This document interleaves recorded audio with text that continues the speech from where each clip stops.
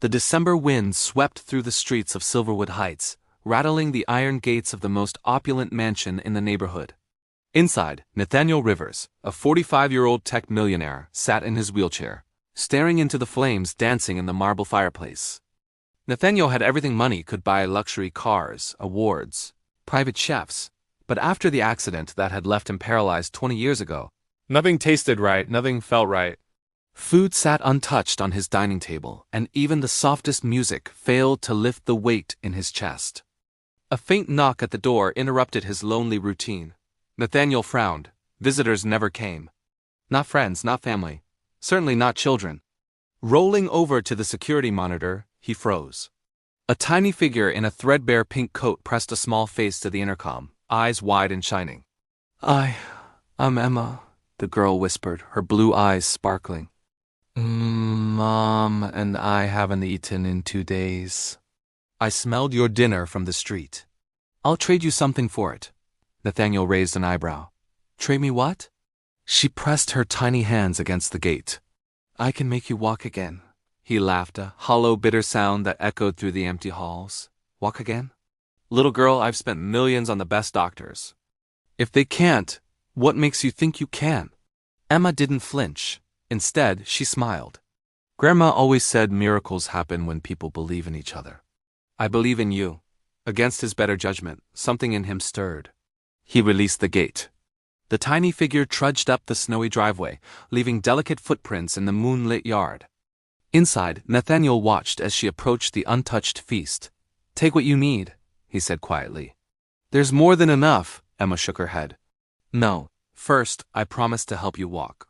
Nathaniel hesitated, then whispered, "May I? May I touch your hands?" Her small fingers were impossibly warm against his lifeless legs. For 20 years, Nathaniel had felt nothing below his waist.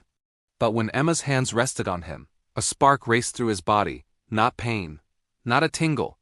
Pure sensation, impossible and undeniable. He gasped, his toes twitched. A faint shiver ran up his spine. He blinked, overwhelmed by disbelief and wonder. I can feel it," he whispered. Emma's smile was radiant. "I told you. Miracles happen when people believe."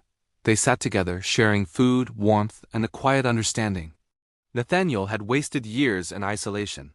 Yet here was a child, with nothing but hope, giving him more than any fortune could. "This is only the beginning," Emma said. "I'll come back tomorrow and the next day, and we'll keep trying until you can walk fully. You have to believe with your heart, not just your mind." Nathaniel nodded, feeling something long-forgotten hope. He helped her gather a small basket of food for her mother. "You've done more for me than anyone ever has," he said, his voice breaking. Emma tilted her head, serious and wise beyond her years. "Family isn't just about blood. It's about people who don't give up on each other. We take care of each other." That night, Nathaniel fell asleep with a warmth he hadn't felt in decades. By morning, the faint sensation in his legs remained. Hesitant but inspired, he touched his knees and felt movement, a tiny, perfect miracle. A note in crayon lay on the counter. "Thank you for the food, Mr. Rivers. See you tonight. Love, Emma. P.S. Touch your left knee." As days passed, Emma returned faithfully. Nathaniel practiced, learned to trust the strength returning to his legs. And slowly, impossibly, he stood on his own for the first time in 20 years. Together, they transformed his life. His mansion became a place of hope and care, where Emma and her mother found safety, warmth, and community.